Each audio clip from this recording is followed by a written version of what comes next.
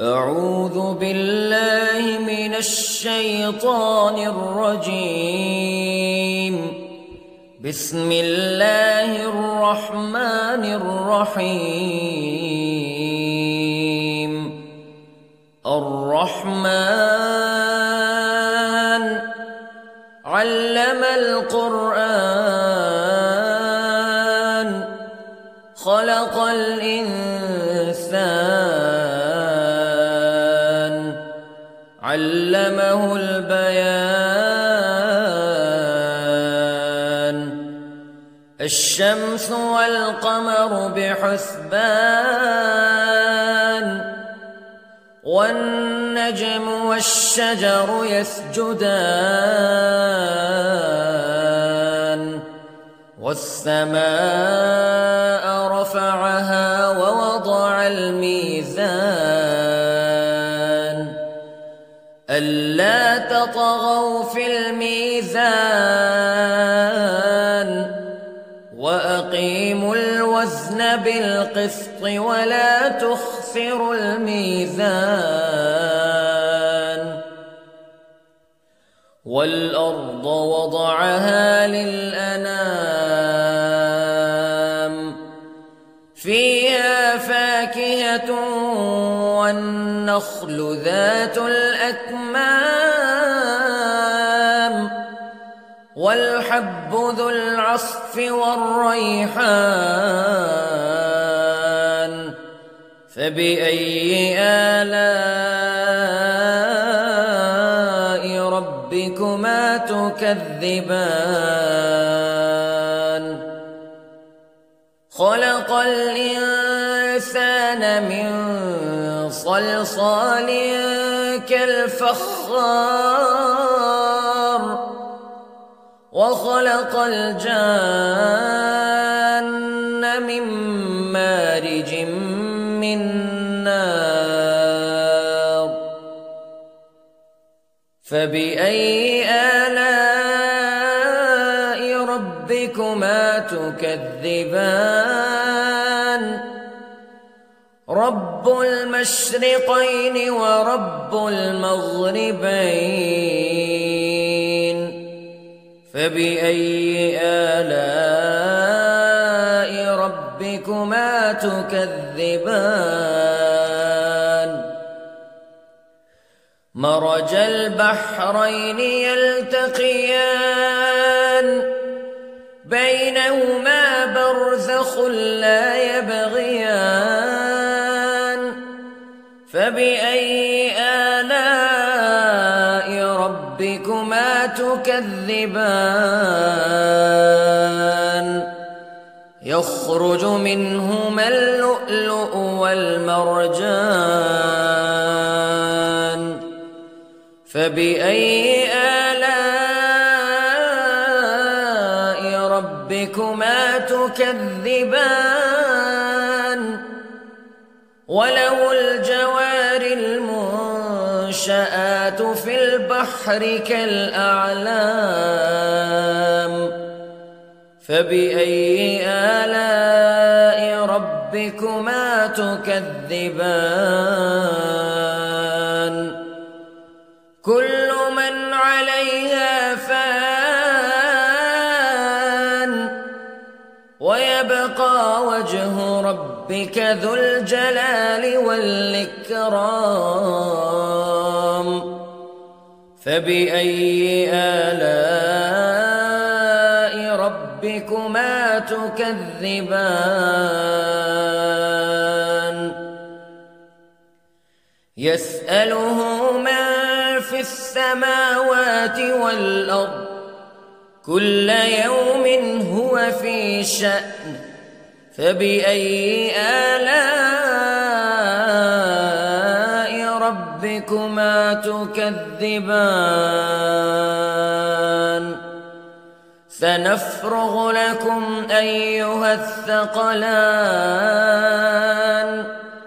فبأي آلاء ربكما تكذبان. يا معشر الجن والإنس استطعتم أن تنفذوا من أقطار السماوات والأرض فانفذوا لا تنفذون إلا بسلطان فبأي آلاء ربكما تكذبان يرسل عليكما شواظ من نار ونحاس فلا تنتصران فبأي آلاء ربكما تكذبان فإذا انشقت السماء فكانت وردة كالدهان فبأي آلاء ربكما تكذبان فيومئذ لا يسأل عن ذنبه إنس ولا جان فبأي آلاء ربكما تكذبان يعرف المجرمون بسيماهم فيؤخذ بالنواصي والأقدام فبأي آلاء ربكما تكذبان هذه جهنم التي يكذب بها المجرمون يطوفون بينها وبين حميم آن فبأي آلاء ربكما تكذبان ولمن خاف مقام ربه جنتان فبأي آلاء ربكما تكذبان ذواتا أفنان فبأي آلاء ربكما تكذبان فيهما عينان تجريان فبأي آلاء ربكما تكذبان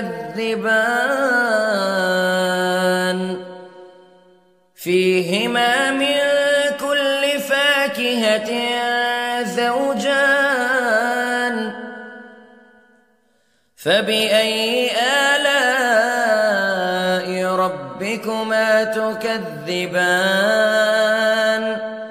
متكئين على فرش بطائنها من استبرق وجنى الجنتين دان فبأي آلاء ربكما تكذبان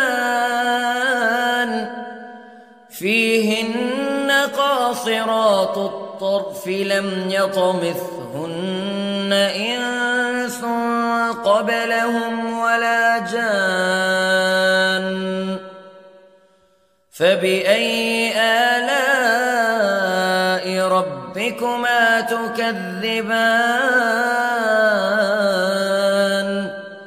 كأنهن الياقوت والمرجان فبأي آلاء ربكما تكذبان هل جزاء الإحسان إلا الإحسان فبأي آلاء ربكما تكذبان ومن دونهما جنتان فبأي آلاء ربكما تكذبان مدهامتان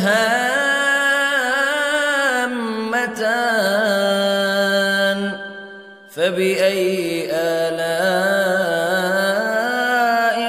ربكما تكذبان فيهما عينان نضاختان